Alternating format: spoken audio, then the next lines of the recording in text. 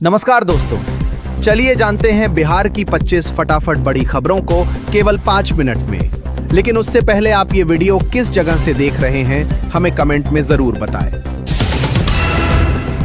बिहार और उत्तर भारत के बीच रेल सफर होगा और भी आसान। पीएम मोदी आज देंगे पुरुलिया आनंद विहार एक्सप्रेस की सौगात। आज 14 मार्च 2026 को प्रधानमंत्री नरेंद्र मोदी पड़ोसी राज्य पश्चिम बंगाल के दौरे पर रहेंगे, जहां से वे बिहार के यात्रियों के लिए एक बड़ी खुशखबरी देने वाले हैं। प्रधानमंत्री आज पुरुलिया से आनंद विहार टर्मिनल के बीच नई एक्सप्रेस ट्रेन को हरी झंडी दिखाकर रवाना करेंगे, जो बिहार के कई महत्वपूर्ण स्टेशनों से होकर गुजरेगी। इस नई ट्रेन के शुरू होने से बिहार के लोगों को दिल्ली जाने के लिए एक और शानदार विकल्प मिल गया है, जिससे सफर न केवल आरामदायक होगा बल्कि समय की भी काफी बचत होगी। रेलवे की इस नई सौगात से उत्तर बिहार और झारखंड के यात्रियों के बीच खुशी की लहर दौड़ गई है, क्योंकि अब राजधानी तक पहुंचना पहले से ज्यादा सुगम हो जाएगा। बिहार कैबिनेट का ऐतिहासिक फैसला। सोनपुर में बनेगा देश का 5वां सबसे बड़ा इंटरनेशनल ग्रीनफील्ड एयरपोर्ट। बिहार के मुख्यमंत्री नीतीश कुमार की अध्यक्षता में हुई कैबिनेट मीटिंग में राज्य के विकास को लेकर एक बहुत बड़ी घोषणा की गई है। सारण जिले के सोनपुर में एक विशाल अंतर्राष्ट्रीय ग्रीनफील्ड एयरपोर्ट के निर्माण को मंजूरी दे दी गई है, जिसके लिए सरकार ने 1302 करोड़ रुपए के भारी भरकम बजट का प्रावधान किया है। यह एयरपोर्ट लगभग 4200 एकड़ जमीन पर बनाया जाएगा और दावा किया जा रहा है कि यह दिल्ली, हैदराबाद और नोएडा के बाद भारत का 5वां सबसे बड़ा हवाई अड्डा होगा। इस प्रोजेक्ट के आने से न केवल उत्तर बिहार के लोगों को अंतर्राष्ट्रीय उड़ानें मिलेंगी, बल्कि स्थानीय स्तर पर हजारों युवाओं के लिए रोजगार के नए द्वार भी खुलेंगे। पटना के 2 मशहूर म्यूजियमों के बीच अब जमीन के नीचे होगा सफर। सीएम नीतीश ने अंडरग्राउंड टनल प्रोजेक्ट का किया उद्घाटन। राजधानी पटना में बिहार म्यूजियम और पटना म्यूजियम को आपस में जोड़ने के लिए एक बेहद आधुनिक और अनोखी पहल शुरू की गई है। मुख्यमंत्री नीतीश कुमार ने 542 करोड़ रुपए की लागत से बनने वाली अंडरग्राउंड टनल यानी भूमिगत सुरंग प्रोजेक्ट की नींव रख दी है, जो पर्यटकों के लिए किसी अजूबे से कम नहीं होगी। करीब 1.5 किलोमीटर लंबी यह सुरंग दोनों संग्रहालयों को आपस में जोड़ेगी, जिससे सैलानी बिना सड़क पर आए और बिना ट्रैफिक में फंसे एक म्यूजियम से दूसरे म्यूजियम तक जा सकेंगे। इस सुरंग के अंदर बिहार की गौरवशाली विरासत और संस्कृति को दर्शाने वाली कलाकृतियां और पेंटिंग्स भी लगाई जाएंगी, जो आने वाले समय में पर्यटन का मुख्य केंद्र बनेंगी। ट्रैफिक चालान के बोझ से मिलेगी मुक्ति। आज बिहार के सभी कोर्ट में लगेगी विशेष राष्ट्रीय लोक अदालत। अगर आपके वाहन का भी कोई पुराना चालान कटा हुआ है और आप कोर्ट कचहरी के चक्कर काटकर परेशान हैं, तो आज का दिन आपके लिए बहुत महत्वपूर्ण है। आज 14 मार्च 2026 को पूरे बिहार के व्यवहार न्यायालयों और अनुमंडल न्यायालयों में राष्ट्रीय लोक अदालत का आयोजन किया जा रहा है, जहां आप आपसी सहमति से अपने पुराने चालान निपटा सकते हैं। इस विशेष अदालत में ट्रैफिक चालान के साथ साथ दीवानी और अन्य छोटे मोटे मामलों का भी निपटारा किया जाएगा, जिससे लोगों को काफी राहत मिलने की उम्मीद है। प्रशासन ने अपील की है कि लोग इस मौके का फायदा उठाएं और अपने लंबित मामलों को खत्म कर कानूनी उलझनों से बाहर निकलें। बिहार में गर्मी का प्रचंड अवतार। पटना समेत कई जिलों में पारा 36 डिग्री के पार और लू का अलर्ट जारी।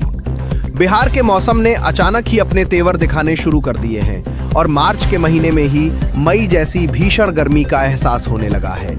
मौसम विभाग की ताजा रिपोर्ट के अनुसार पटना और आसपास के इलाकों में तापमान 36 डिग्री सेल्सियस को पार कर गया है, जिससे दोपहर के समय सड़कों पर सन्नाटा पसरने लगा है। लू के बढ़ते प्रकोप को देखते हुए स्वास्थ्य विभाग ने लोगों को सावधानी बरतने की सलाह दी है और बिना काम के घर से बाहर न निकलने को कहा है। हालांकि मौसम वैज्ञानिकों का कहना है कि 15 मार्च के आसपास हल्की बारिश की संभावना बन सकती है, लेकिन फिलहाल पड़ने वाली इस तेज धूप ने लोगों का जीना बेहाल कर दिया है।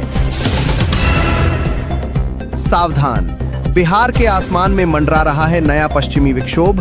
15 और 16 मार्च को भारी बारिश और बिजली गिरने की चेतावनी। बिहार में जहां एक तरफ तपती गर्मी लोगों को परेशान कर रही है, वहीं दूसरी तरफ मौसम विभाग ने एक बड़ी चेतावनी जारी की है।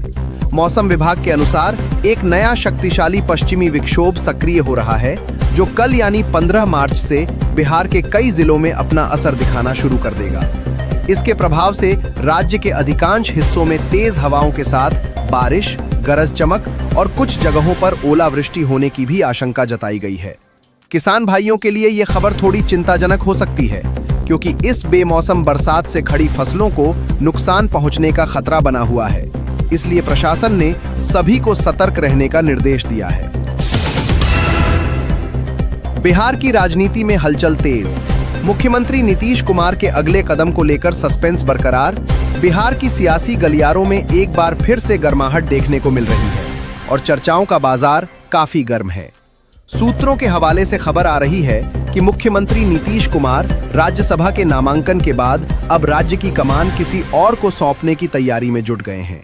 सियासी जानकार मान रहे हैं कि अगले कुछ दिनों में बिहार की कैबिनेट में बड़ा फेरबदल देखने को मिल सकता है, या फिर मुख्यमंत्री पद को लेकर कोई चौंकाने वाली घोषणा हो सकती है। सरकार के गठन और नए फार्मूले को लेकर एनडीए के भीतर बैठकों का दौर जारी है, जिससे राज्य की जनता की निगाहें पूरी तरह से पटना के एक अन्य मार्ग की ओर टिकी हुई है। बिहार में नशा माफियाओं के खिलाफ बड़ी कार्रवाई। भारी मात्रा में ब्राउन शुगर के साथ कई लोग गिरफ्तार। पुलिस मुख्यालय से मिली जानकारी के अनुसार बिहार और पड़ोसी राज्यों की सीमाओं पर नशे के सौदागरों के खिलाफ एक बड़ा सर्च ऑपरेशन चलाया गया है। इस कार्रवाई के दौरान पुलिस ने भारी मात्रा में ब्राउन शुगर और अन्य नशीले पदार्थ बरामद किए हैं, जिनकी अंतर्राष्ट्रीय बाजार में कीमत करोड़ों में बताई जा रही है। गिरफ्तारी के दौरान नशा तस्करी में शामिल कई महिलाओं और गिरोह के मुख्य सरगनाओं को भी पुलिस ने धर दबोचा है, जो बिहार के युवाओं को नशे के दलदल में धकेलने का काम कर रहे थे। राज्य सरकार ने स्पष्ट कर दिया है कि बिहार में शराबबंदी के साथ साथ अब ड्रग्स और अन्य नशीले पदार्थों के व्यापार को जड़ से खत्म करने के लिए पुलिस को खुली छूट दी गई है। जमुई रेल हादसे के बाद रेलवे बोर्ड का बड़ा एक्शन। डीआरएम समेत कई अधिकारियों पर गिरी गाज।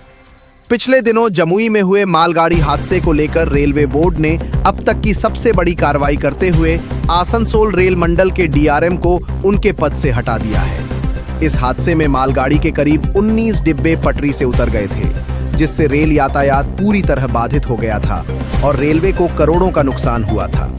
जांच रिपोर्ट में लापरवाही की बात सामने आने के बाद ये कड़ा कदम उठाया गया है और कई अन्य जूनियर इंजीनियर्स पर भी विभागीय कार्रवाई की जा रही है।